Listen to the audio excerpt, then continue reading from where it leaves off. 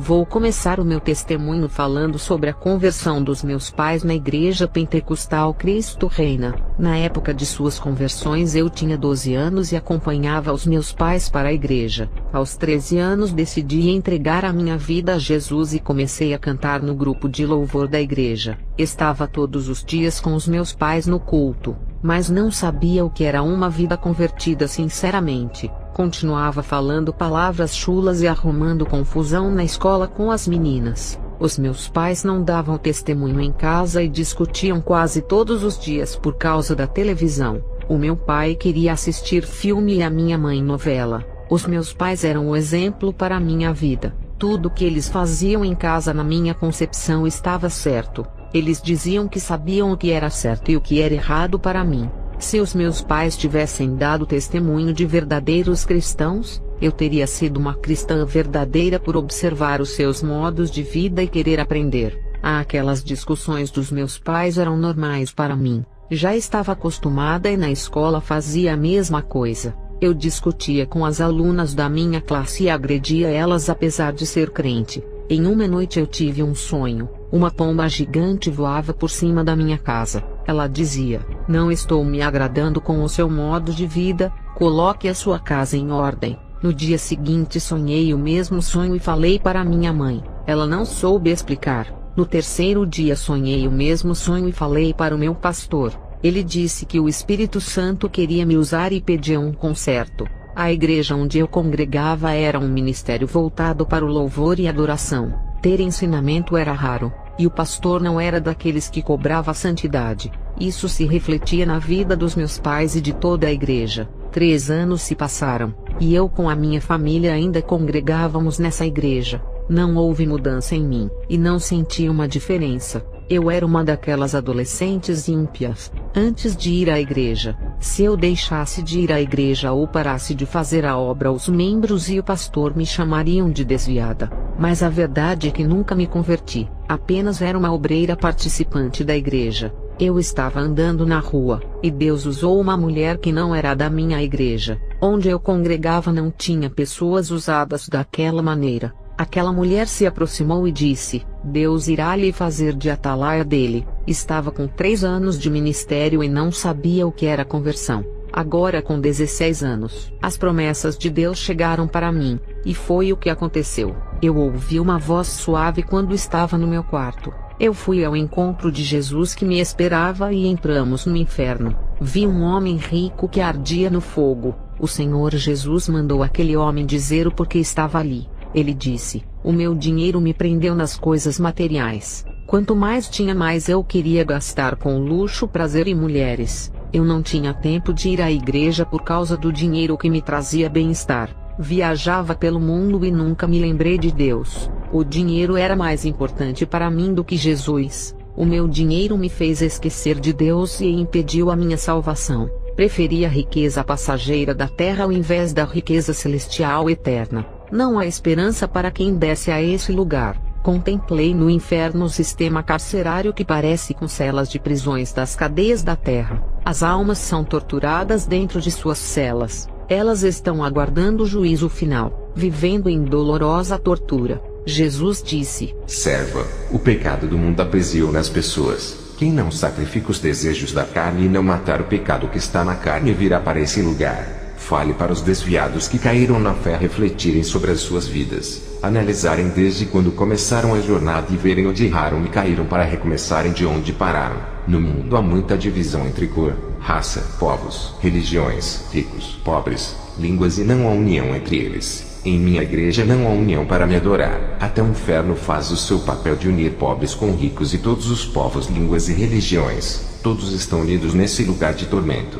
Jesus me mostrou pessoas no inferno que endeusaram os seus dinheiros e bens materiais. Contemplei pessoas que tinham poder aquisitivo na terra e influências como presidentes, juízes, governadores, reis, rainhas, imperadores, bancários e empresários. Todos esses não ajudaram os pobres, e quando morreram não levaram nada deixando tudo na terra. Esses foram esquecidos quando morreram. Tanto o rico como o pobre no inferno não existe superioridade. Todos esses homens deixaram os seus bens e as suas fortunas milionárias, e agora todos estão em um lugar de miséria eterna. Um deles gritou dizendo: eu daria toda a minha riqueza na terra para viver uma vida miserável lá. Eu queria voltar para a terra, e ser a pessoa mais desprezada lá do que ficar nesse lugar de tormento. Deixe-me voltar à terra e ser um mendigo comedor de lixo, mas não me deixe ficar aqui. Fale para as pessoas da terra não se apegarem ao dinheiro e ajudar aos pobres. Ao ver aquele homem implorando para voltar à terra foi tão triste.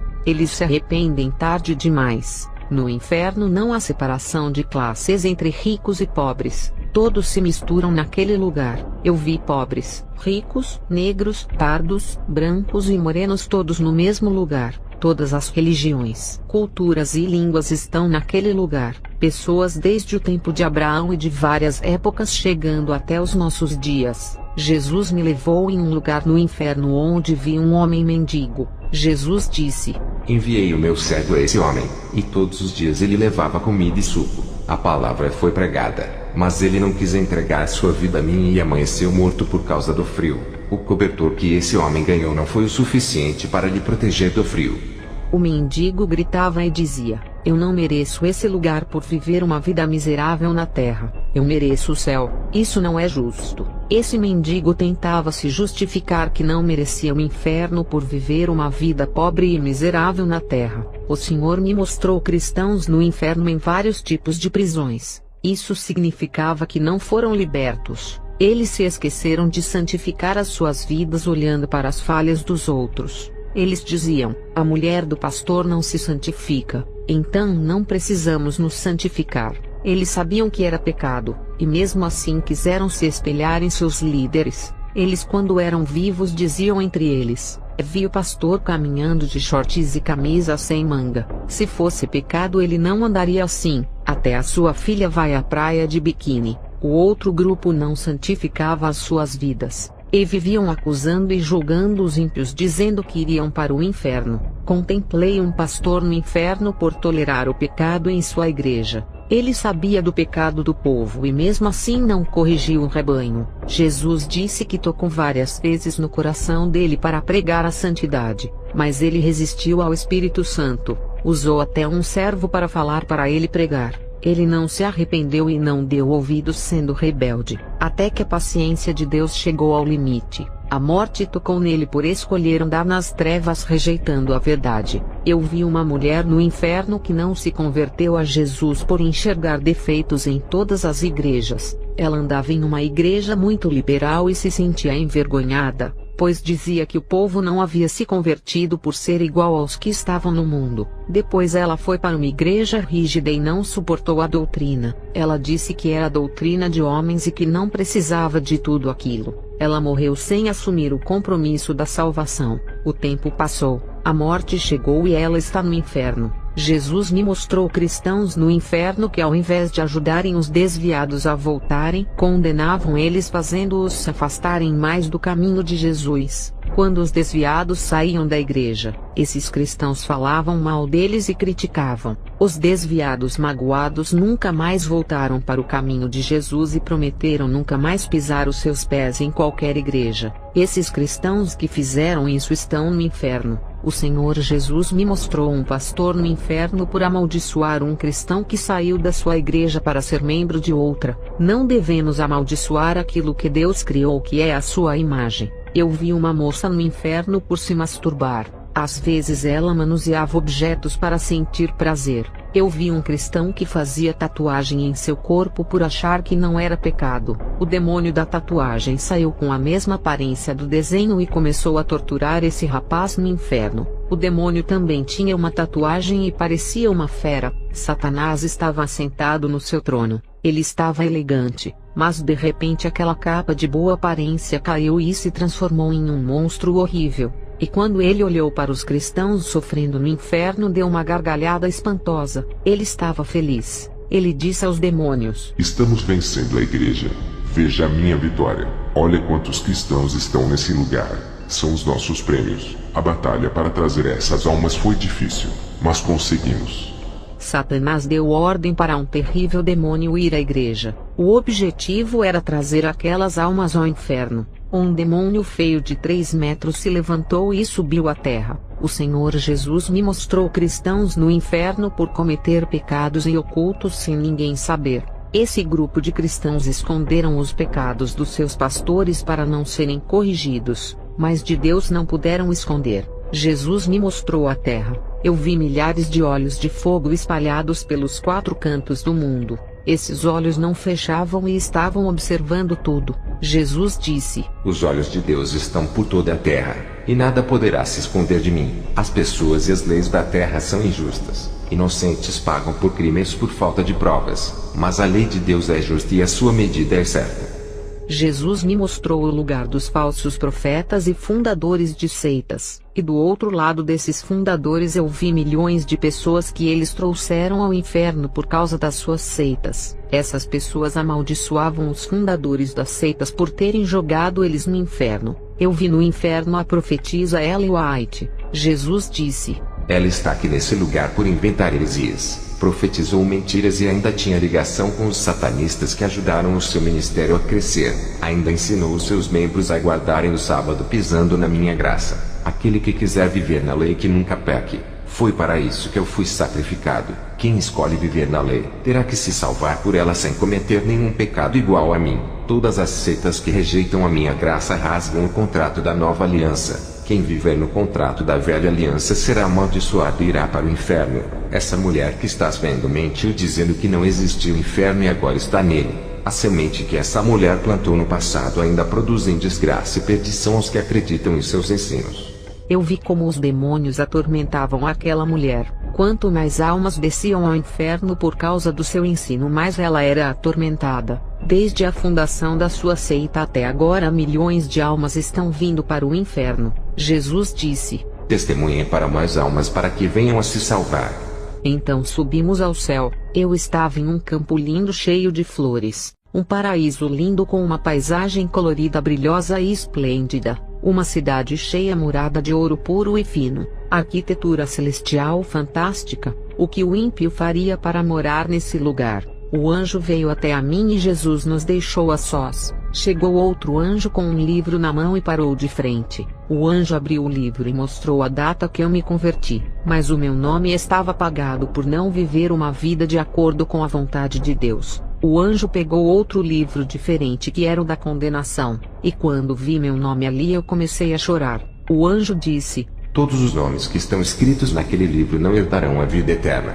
Eu queria muito morar naquele lugar, mas a minha condição de vida não permitia por ser indigna de ficar ali. O anjo me disse que eu olhava a vida alheia e não enxergava os defeitos da minha vida. O anjo disse: Está na hora de olhar para a sua vida e ver como ela está diante de Deus. Vi um espelho de ouro cujo vidro não existe na terra que resplandecia. Aquele espelho espiritual apareceu diante de mim e revelou todos os meus pecados. O meu rosto estava cheio de rugas, e a minha aparência era de uma idosa. Eu queria remover aquelas rugas para melhorar a minha aparência. Fiquei preocupada pois só tinha 16 anos. O anjo disse: Não se preocupe, são as marcas da imperfeição do pecado. Embora seja jovem, o seu espírito é velho, e já está chegando a morte para ele. Se não nascer de novo, irá morrer. O seu limite de vida está acabando. O salário do pecado é a morte.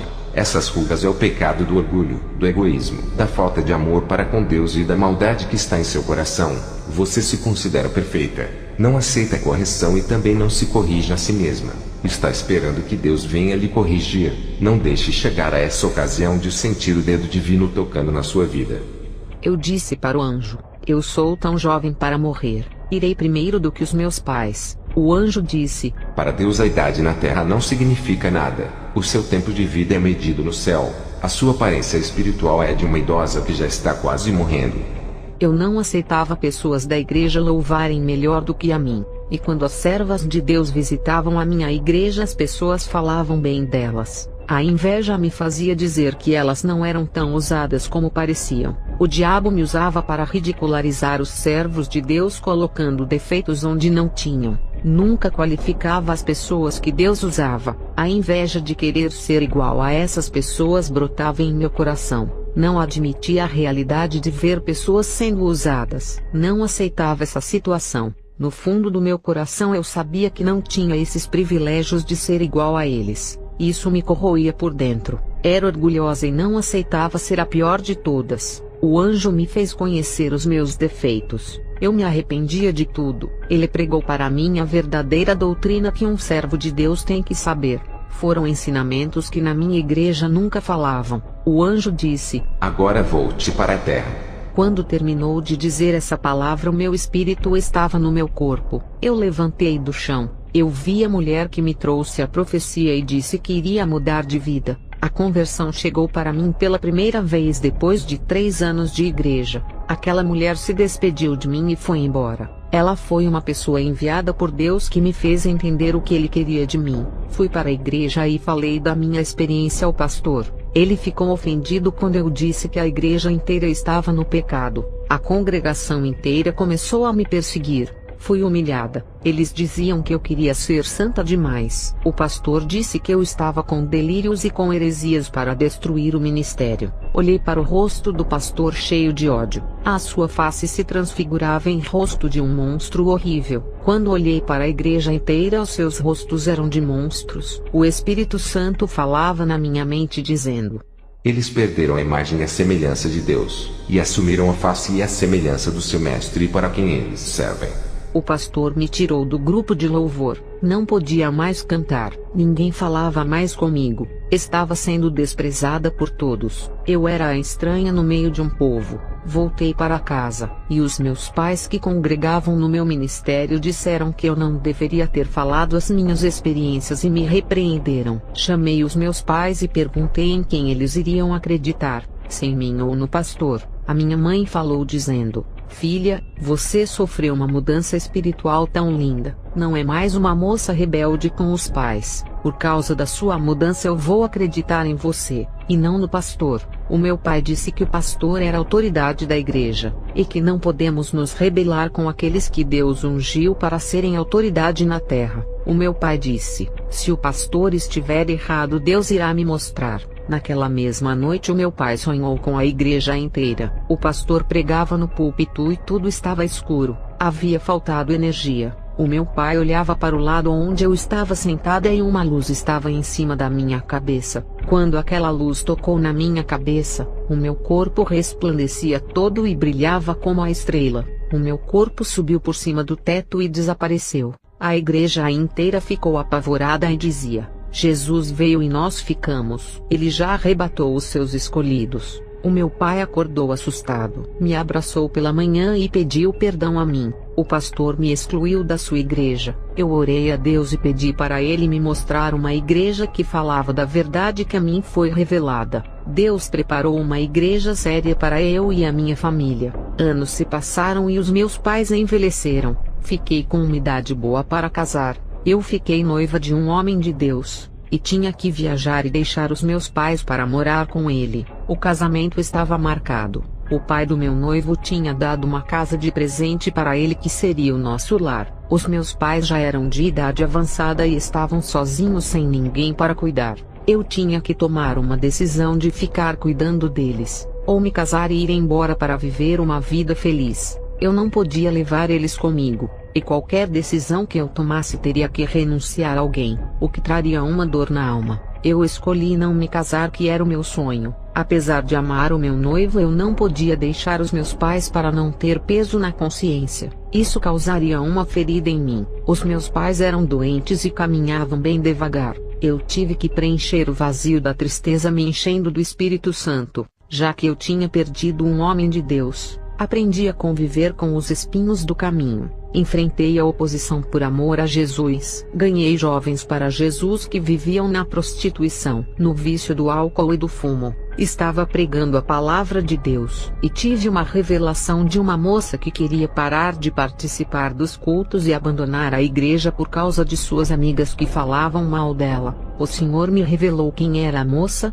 e eu perguntei a ela se havia outra igreja perto da sua casa. Ela respondeu: não, só tem essa igreja. Eu disse: não saia, somente ore e Deus vai operar. Alguns dias se passaram e as suas amigas pararam de lhe perseguirem, se afastando de vez. A moça ficou em paz. Nunca devemos lançar a mão do arado por causa dos defeitos de alguém. Todos são falhos. Qualquer igreja, empresa, escola ou lugar encontrará problemas. O que encontramos hoje é a liderança da igreja valorizando uns e outros não. E temos que nos acostumar com essas falhas. Outros, para chamarem a atenção, fazem algo para serem vistos por todos dentro da igreja. Obreiros saem da igreja por sentirem ciúmes do pastor, e outros, por não receberem oportunidade, saem também. Isso não deveria acontecer. Eu vi duas crentes discutindo. Uma disse: não vou mais para a igreja para não ver mais o rosto dessa pessoa. A outra respondeu: não vou mais congregar na igreja. Não há mais clima para eu ficar nesse lugar. Tenho visto tudo isso pelas igrejas onde vou pregar. Não sou pregadora, apenas uma serva que faz a vontade de Deus, que é pregar o evangelho a todos. As pessoas se desentendem e esquecem que Jesus não se agrada disso. Muitos cristãos procuram problemas para as suas vidas através de suas atitudes, decisões e práticas sem a direção de Jesus. Eu encerro o meu testemunho. Que Deus abençoe a igreja. Amém.